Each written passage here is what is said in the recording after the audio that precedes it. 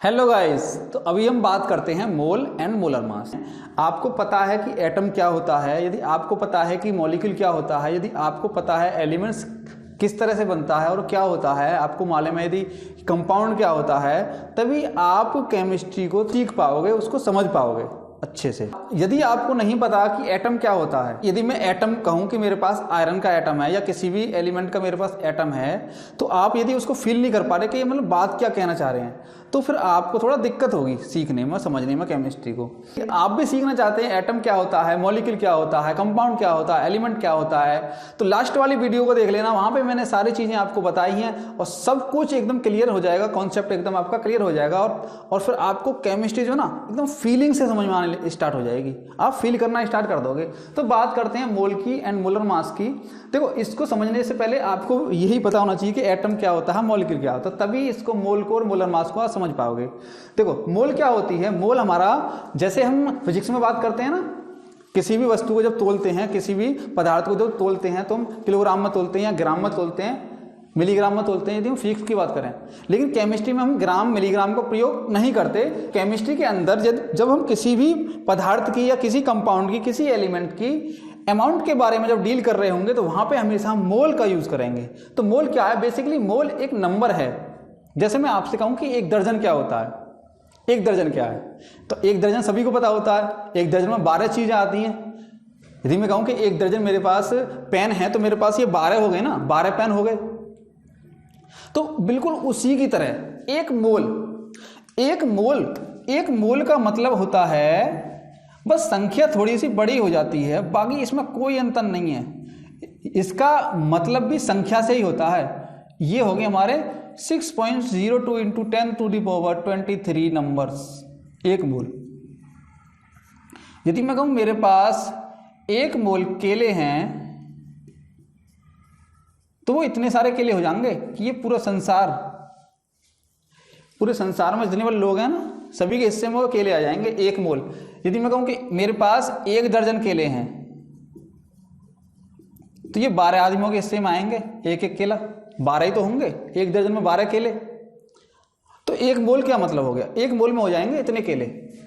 पता है कितना बड़ा नंबर है ये, 6.02, यानी कि इसके आगे कितने जीरो लगेंगे, 21 जीरो लगा दो, यहां से गिनो 21 जीरो लगा दो, कितना बड़ा नंबर हो गया। तो इतने सारे केले हो गए एक मोल के अंदर। तो जब मैं कहूं एक मोल एटम, चाहे वो फिर किसी भी एलिमेंट के एटम हो, तो इतने सारे एटम हो जाएंगे। कितनी बड़ी नाम है, बहुत बहुत बड़ी संख्या होगी कि नहीं होगी। यदि मैं कहूं एक मोल मॉलिक्यूल, तो वो इतने सारे मॉलिक्यूल्स हो जाएंगे, छोटे छोटे मॉलिक्यूल्स। यदि मैं कहूं कि मेरे पास एक मोल पेन है, तो मेरे पास कितने पेन हो जाएंगे, 6.02 इंटू 10⁻23 पेन। समझ रहे हो ना कितनी बड़ी संख्या है। मैं कहूं कि मेरे पास एक मोल साइकिल है, तो क्या हो जाएंगे, ये इतनी सारी साइकिल हो जाएंगी, 6.02 इंटू 10⁻23 साइकिल्स।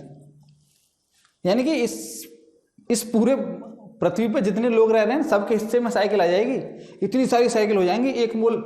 ऐसी एक मोल बनाना, एक मोल चेयर, इतनी चेयर। तो हम केमिस्ट्री के अंदर बात कर रहे हैं बेसिकली एटम की और मॉलिक्यूल की। तो यदि मेरे पास एक मोल नाइट्रोजन के मॉलिक्यूल्स हैं, देखो पहले तो ये समझो कि नाइट्रोजन का मॉलिक्यूल्स क्या होता है। ये होता है नाइट्रोजन का मॉलिक्यूल्स। कैसे बनता है, नाइट्रोजन के 2 एटम को मिला दो, नाइट्रोजन गैस का एक मॉलिक्यूल बन जाएगा। तो मेरे पास यदि एक मोल मॉलिक्यूल्स है ना नाइट्रोजन के, तो कितने मॉलिक्यूल्स हैं, 6.02 इंटू 10⁻23 मॉलिक्यूल्स, अणु हो गए कि नहीं। यदि मेरे पास एक मोल नाइट्रोजन एटम है, तो कितने होंगे, 6.02 इंटू 10⁻23 एटम्स। तो देखो, यदि एक मॉलिक्यूल बनाना हो तो 2 एटम चाहिए। यदि मुझे बनाने हो एक मोल नाइट्रोजन गैस के अणु, तो मुझे 2 मोल चाहिए नाइट्रोजन एटम। देखो, एक मॉलिक्यूल बनाने के लिए 2 एटम चाहिए, 2 एटम चाहिए कि नहीं, एक एटम ये, एक एटम ये।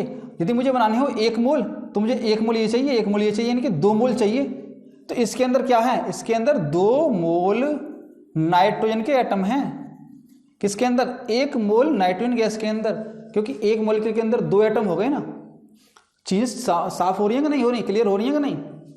मेरे पास एक मोल CO2 गैस है, तो इसका मतलब क्या हो गया कि मेरे पास कितनी मॉलिक्यूल है CO2 गैस के, इतने मॉलिक्यूल्स, इतने सारे मॉलिक्यूल्स हैं,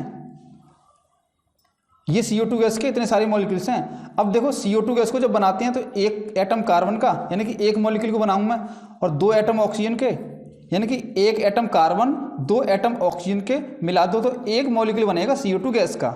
एक मॉलिक्यूल किसका बनेगा? CO2 गैस का एक मॉलिक्यूल, यानी कि एक मॉलिक्यूल के अंदर 2 एटम होते हैं ऑक्सीजन के और एक एटम होता है कार्बन का। अब यदि मैं कहूं कि मेरे पास 1 मोल है ये CO2 गैस के अणु, 1 मोल, तो 1 मोल का मतलब क्या हो गया? इतने सारे अणु हो गए ना, हो गए क्या नहीं? तो 1 मोल का मतलब हो गया 6.02 into 10⁻23 molecules of CO2 gas. अब मैं ये कहूं कि साहब मेरे को ये बताओ कि 1 मोल CO2 गैस में कार्बन के कितने एटम होंगे? तो कार्बन तो यहाँ भी एक, यहाँ भी एक, तो कार्बन का तो एक ही एटम होगा ना, 1 मोल एटम होंगे ना कार्बन का। कार्बन का एक ही तो मोल एटम होंगे यहाँ पे CO2 गैस के 1 मोल के अंदर, और ऑक्सीजन के 2 मोल होंगे, क्योंकि देखो जब एक मॉलिक्यूल के अंदर 2 एटम तो 1 मोल के अंदर 2 मोल हो गए कि नहीं? तो यहाँ पे 2 मोल ऑक्सीजन चाहिए और 1 मोल कार्बन चाहिए, एक कार्बन के एटम चाहिए, 2 मोल ऑक्सीजन के एटम चाहिए, तब बनेगा हमारा 1 मोल CO2 गैस। बोलो क्लियर हो नहीं है कि नहीं बात? बताओ। तो मोल समझ में आ गए। तो 1 मोल नाइट्रोजन एटम का मतलब क्या हो गया भाई? जब 1 मोल का अर्थ कहीं भी 1 मोल लिखा हो आपको बस यही समझना आ गया, वो ये कह रहा कि इतने सारे पार्टिकल्स हैं, 6.02 इंटू 10⁻³ पार्टिकल्स हैं। जब भी वो 1 मोल कहे आपको बस यही समझना है, क्या समझना है कि वो कितने पार्टिकल की बात कर रहा है? 6.02 इंटू 10⁻23 पार्टिकल की बात कर रहा है। वो पार्टिकल हमारे एटम हो सकते हैं या फिर वो मॉलिक्यूल हो सकते हैं या फिर वो आयंस भी हो सकते हैं। आयंस क्या होते हैं बता देंगे, या फिर वो आयंस भी हो सकते हैं। ठीक है, तो ये सारी चीज क्लियर हो गई, सही है ना? अब देखते हैं कि मोलर मास क्या होता है। इसमें कोई कंफ्यूजन रहना चाहिए। जब भी 1 मोल की बात आए तो बस समझना यही है कि वो किसकी बात कर रहा है, वो इतनी बड़ी संख्या की बात कर रहा है। जैसे एक दर्जन से आपके दिमाग में क्या आता है? 12 चीजें आती है ना, कि 12 वस्तुओं की बात कर रहे हैं कि 1 दर्जन हमारे पास केला तो 12 केले। ऐसे ही मैं कहूँ कि 1 दर्जन की जगह हमारे पास 1 मोल है तो इतने सारे केले हो जाएंगे, 6.02 गुणा 10⁻23 केले, यानी कि इतनी बड़ी संख्या में इतने सारे केले हो जाएंगे, ये संसार पूरा संसार खा लेगा। ठीक है, तो क्लियर होगी ना सारी चीजें? बात करते हैं मोलर मास, या इसको हम हिंदी में बोलते हैं मोलर द्रव्यमान। देखो मोलर मास क्या होता है, आपको बताया है कि 1 मोल में क्या होता है, हमारे पास किसी भी पदार्थ के यदि 1 मोल हैं तो इतनी संख्या में होंगे, इतनी संख्या में क्या होंगे? वो पदार्थ होंगे, वो ऑब्जेक्ट होंगे जो जिनकी हम बात कर रहे हैं। यदि हम बात कर रहे हैं एटम की, तो 1 मोल एटम में क्या होंगे? हमारे इतने एटम होंगे।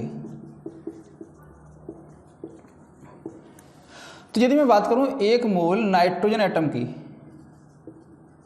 तो कितने एटम हो गए? इतने एटम हो गए का नहीं? किसके? नाइट्रोजन के। इनका जो मास होगा वो फिक्स होता है 14 ग्राम। इसी को बोलते हैं मोलर मास। क्या बोलते हैं इसको? Molar mass. नाइट्रोजन का मोलर मास कितना होता है? 14 gram. Mass of 1 mole of particles are called molar mass. Mass 1 mole particle का जो द्रव्यमान होगा, अब 1 मोल में इतने पार्टिकल आएंगे, अब वो एटम भी हो सकते हैं, वो मॉलिक्यूल भी हो सकते हैं, कुछ भी हो सकता है। तो 1 मोल मॉलिक्यूल या एटम का द्रव्यमान क्या होगा? हमारा मोलर मास होगा। कैमरा 1 मोल मॉलिक्यूल या एटम का जो द्रव्यमान होगा हमारा क्या होगा? वो मोलर मास होगा कि नहीं? बताओ। मेरे पास 1 मोल CO2 गैस है तो कितनी गैस होगी? 6.02 गुणा 10⁻23। CO2 जब गैस होगी तो गैस में क्या होंगे? मॉलिक्यूल। कितने मॉलिक्यूल होंगे? इतने मॉलिक्यूल। किसमें? 1 मोल में। इनका जो मास होगा उसको कहेंगे CO2 गैस का मोलर मास, और वो होता है हमारा 44 ग्राम। यदि मेरे पास 1 मोल CO2 गैस है, किसी भी बर्तन में मेरे पास 1 मोल CO2 गैस है तो वो 44 ग्राम होगी, ग्राम में 44 ग्राम होगी। किसी भी एटम के या किसी भी मॉलिक्यूल के 1 मोल का जो द्रव्यमान होगा ग्राम में, उसको क्या बोलेंगे? हम उसको मोलर मास बोलेंगे। हो रही है क्लियर कि नहीं? तो नाइट्रोजन का मोलर मास कितना हो गया? 14 ग्राम। अब मैं कहूं नाइट्रोजन गैस का मोलर मास बताना, जरा बताओ कितना होगा? नाइट्रोजन गैस का मोलर मास कितना होगा भाइयों? तो सबसे पहले तो ये बताओ ना कि एक मोल की बात कर रहे हैं ये, क्योंकि मोलर मास का मतलब क्या हो गया, एक मोल।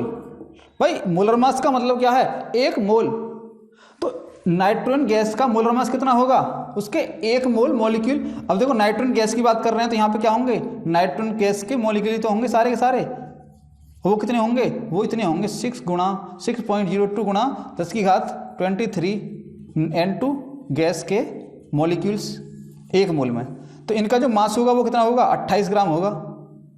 ये फिक्स होता है 28 ग्राम, क्योंकि देखो एक मोल नाइट्रोजन एटम का कितना हो गया, 14 ग्राम। नाइट्रोजन गैस के एक मॉलिक्यूल में 2 एटम होते हैं कि नहीं होते, तो जब इसके एक मोल में 14 ग्राम है तो इसका दूसरे मोल में भी 14 ग्राम होंगे, तो फाइनली इसमें 28 ग्राम हो जाएंगे कि नहीं। यदि मैं इसको एक मोल ले रहा हूँ, इसको एक मोल ले रहा हूँ, तभी तो ये एक मोल बनेगा, बोलो, क्योंकि 2 को मिलाकर 1 बनना है। तो यहाँ पे 2 लेने पड़ेंगे ना, तो दो मोल नाइट्रोजन एटम बराबर 1 मोल नाइट्रोजन गैस। समझ में आई कि नहीं आई, 2 है ना यहाँ पे, ये तभी तो 1 बनना है। तो यहाँ पे क्या होंगे, जब 2 मोल हैं तो 1 मोल में कितना होता है, 14, तो 2 गुणा 14 बराबर 28 ग्राम। तो इसके 1 मोल में कितना वजन हो गया, 28 ग्राम। तो ये इसका क्या हो गया, मोलर मास। तो मोलर मास समझ में आ गया, मोलर द्रव्यमान ग्राम में होता है, किसमें, ग्राम में। वो 1 मोल एटम का या 1 मोल मॉलिक्यूल का द्रव्यमान होता है हमारा, ठीक है। तो ये सब फिक्स हो गए। तो आपको कुछ चीज़ याद रखनी है, क्या, ग्राम में इनका जो मास होता है ना वो फिक्स होता है, यानी इनका जो मोलर मास होता है ना सबका फिक्स होता है। जैसे कि हाइड्रोजन का मोलर मास 1 ग्राम, हीलियम का 4 ग्राम। अब पता क्या आई है, ये 1 मोल का मास है। अब देखो सारे के सारे एलिमेंट अलग अलग होते हैं ना, तो सीधी सी बात है, उनका एटम होगा, उनका साइज भी अलग होगा, उनके एटम का साइज अलग होगा, उनके अंदर number of electron, number of proton, सब चीज़ अलग होंगी, क्योंकि वो अलग अलग एलिमेंट होते हैं। लिथियम 3 पे आता है लिथियम, 4 पे आता है बेरिलियम, 5 पे आता है हमारा बोरॉन, 6 पे आता है कार्बन, 7 पे आता है नाइट्रोजन, ऑक्सीजन, फ्लोरीन, नियोन। तो ये क्या है, 1 2 3 4 5 6 7, पता क्या है ये इसका परमाणु क्रमांक है, एटॉमिक नंबर। तो इसके अंदर एक इलेक्ट्रॉन होगा प्लस और एक प्रोटॉन होगा। इसके अंदर एक इलेक्ट्रॉन होगा, एक प्रोटॉन होगा। इसके अंदर 2 इलेक्ट्रॉन होंगे, 2 ही प्रोटॉन होंगे। इसके अंदर 3 इलेक्ट्रॉन होंगे, 3 ही इसके अंदर प्रोटॉन होंगे। इसके अंदर 4 इलेक्ट्रॉन होंगे, 4 ही इसके अंदर प्रोटॉन होंगे। तो ये जो एटॉमिक नंबर होता है ना, ये क्या बताता है, नंबर ऑफ इलेक्ट्रॉन्स और नंबर ऑफ प्रोटॉन की संख्या। और हर एक एटम के अंदर जितने इलेक्ट्रॉन होते हैं उतने क्या होते हैं, प्रोटॉन भी होते हैं। यानी कि किसी भी एटम के अंदर प्रोटॉन की संख्या और इलेक्ट्रॉन की संख्या हमेशा बराबर रहती है। तो वो क्या रहता है, ओवरऑल न्यूट्रल रहता है। अब मेरे पास 1 मोल हो गई ये, तो 1 मोल का वजन हो गया 1 ग्राम। भाई एक एटम का वजन तो कितना होगा, बहुत कम। तो मेरे को 1 मोल लेने पड़ेंगे ना।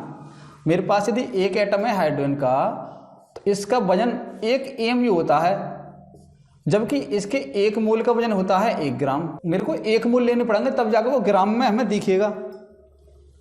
तो यदि मेरे पास 1 मोल हाइड्रोजन के छोटे छोटे एटम है ना, बहुत छोटे छोटे, 1 मोल, तब वो क्या, उनका वजन कितना होगा टोटल, 1 ग्राम में।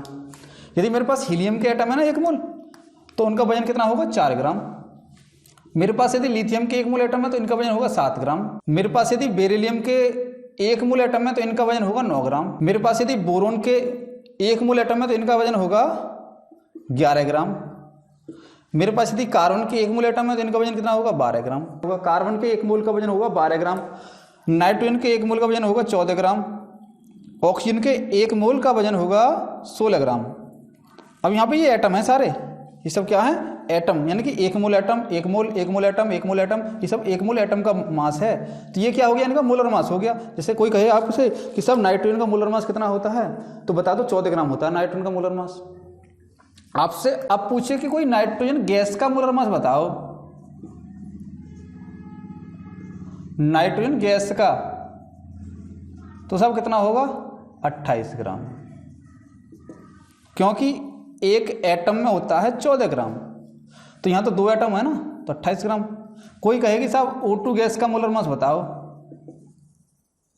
तो कितना हो गया 32 ग्राम, क्योंकि एक मोल में होता है 16 ग्राम, तो यहाँ तो 2 मोल हो गए ना। इसके अंदर कितने मॉलिक्यूल होंगे, ऑक्सीजन गैस के इतने मॉलिक्यूल होंगे, तो इतने मॉलिक्यूल का वजन कितना होगा 32 ग्राम। अब सिंपल सी बात है, हमारे पास जब 1 मोल ऑक्सीजन के एटम होते हैं तो वजन बैठता है हमारा 16 ग्राम। तो जब 2 मोल होंगे ऑक्सीजन के एटम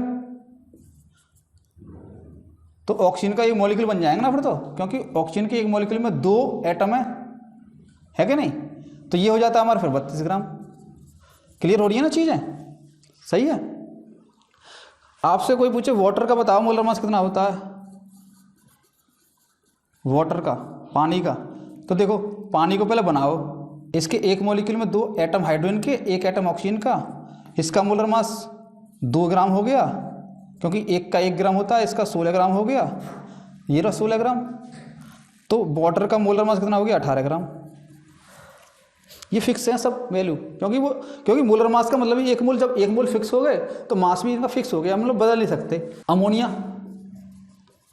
अमोनिया गैस का मोलर मास कितना होगा, इसके एक मॉलिक्यूल में 3 एटम किसके हैं हाइड्रोजन के, तो इसका 3 ग्राम हो गया, इसका कितना हो गया 14 ग्राम, तो कितना हो गया 70 ग्राम वजन हो गया इसके 1 मोल में। मतलब 1 मोल में कितना, मतलब क्या है इसका कि इसमें कितने मॉलिक्यूल होंगे, इतने मॉलिक्यूल होंगे अमोनिया गैस के कितने मॉलिक्यूल होंगे, 1 मोल में इतने मॉलिक्यूल होंगे, और इनका वजन कितना होगा 70 ग्राम होगा। कितना होगा 70 ग्राम वजन होगा इसका 1 मोल में, ठीक है। या फिर इसको ऐसे बोल सकते हैं कि सब 18 ग्राम वाटर में कितने मॉलिक्यूल होंगे। तो पहले तो 18 ग्राम क्या है, इसका मोलर मास है। जब मोलर मास की बात आए तो मॉलिक्यूल कितने हो जाएंगे 6.02 × 10⁻23 इतने मॉलिक्यूल्स हो जाएंगे।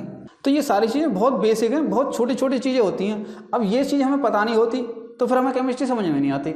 अब ये सारी चीज़ें यदि क्लियर हो जाएंगी तो ये थोड़ा आपको सही लगने लग जाएगी, थोड़ी सी फील आने स्टार्ट हो जाएगी केमिस्ट्री के अंदर, ठीक है।